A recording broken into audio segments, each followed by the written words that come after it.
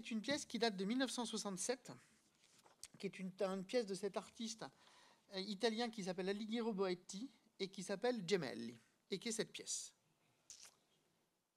Voilà, qui est une pièce extraordinaire. Alors, de quoi il s'agit? Boetti, de son prénom Alighiero, est né en 1940 à Turin et il est mort en 1994 à Rome. Bon, c'est un artiste qui appartient au courant de l'art conceptuel et surtout au courant de l'arte povera. En tout cas, il entre dans ce qu'on appelle le grand mouvement des avant-gardes italiennes. Et la grande partie du travail de Boetti s'inscrit dans une déconstruction radicale de la consommation et du consumérisme. C'est vraiment une opposition, si vous voulez, à toutes les questions qui viennent depuis les États-Unis, de toute cette question centrale sur la question de la consommation. Et Boetti a toujours privilégié, il l'a toujours dit jusqu'à sa mort, il a toujours privilégié la question de l'interprétation du processus et l'interprétation des dispositifs plutôt que les objets. Ce qui intéresse Boetti, c'est les dispositifs conceptuels, quelquefois les dispositifs narratifs, mais surtout les dispositifs conceptuels. Les objets, l'objet ne l'intéresse pas.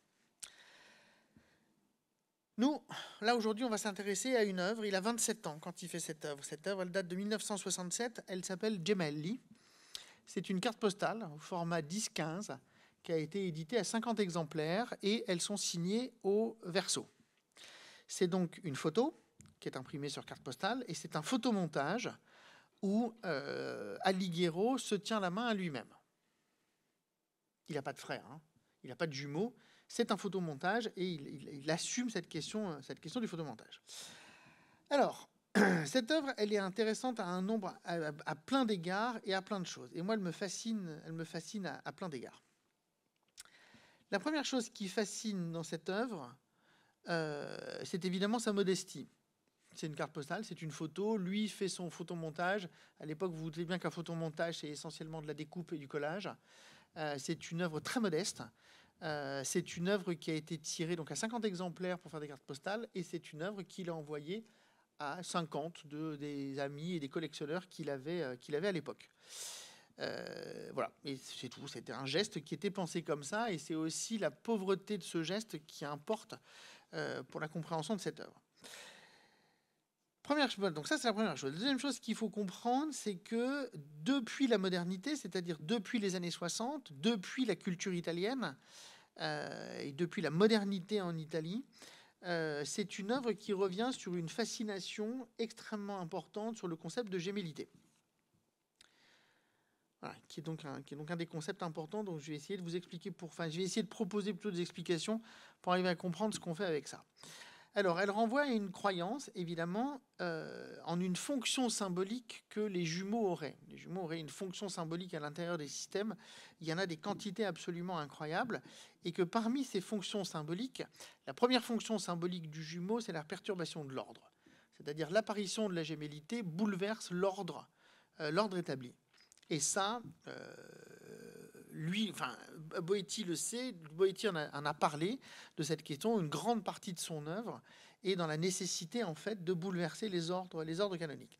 La deuxième chose, c'est que c'est toujours le symbole, la gémellité, et particulièrement dans la tradition mythologique italienne, le symbole de l'abondance, c'est-à-dire que l'apparition et le dédoublement produit une expérience de l'abondance et ouvre à une compréhension du monde qui est autre, puisque j'ai dédoublé l'expérience du monde. Et évidemment, la troisième chose qui est importante à comprendre, c'est que tout ça renvoie, et lui le sait puisque lui vient de la culture italienne et a fait ses études d'art en Italie, ça renvoie à ce qu'on appelle la transformation des ordres et à la naissance et aux naissances fondatrices. Et là, alors, vous en avez des quantités, je vais pas vous faire une liste, mais vous avez des quantités absolument délirantes. Alors, j'en ai pris quelques-uns, évidemment. Vous avez les Dioscures, donc Castor et Pollux, évidemment, gémellité fondatrice. Vous avez, évidemment, Hypnos et Thanatos. On parlait dans le précédent ouvrage, dans la précédente œuvre de l'Hypnerotomachia de Hypnos. Hypnos avait un frère jumeau qui était Thanatos, qui est la mort, hein, donc Thanatos, les deux, la nuit, le songe et la mort, qui étaient les jumeaux dont la mère était Nyx. Vous aviez évidemment Apollon et Artémis, hein, qui sont évidemment jumeaux jumelles.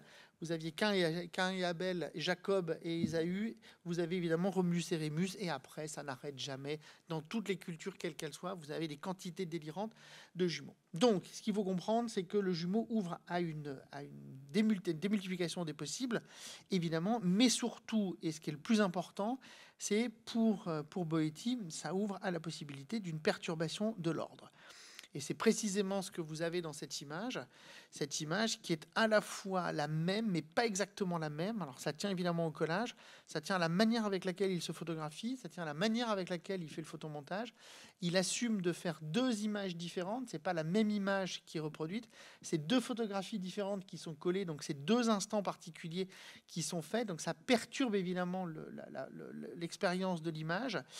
Et ça perturbe la manière avec laquelle vous êtes face à ces deux êtres qui pourraient être des jumeaux, qui pourraient advenir comme ça devant vous.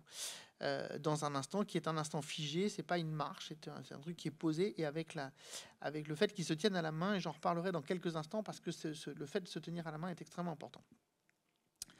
Troisième possibilité d'entendre cet objet, c'est de considérer que la gémellité renvoie à une expérience spéculative et conceptuelle.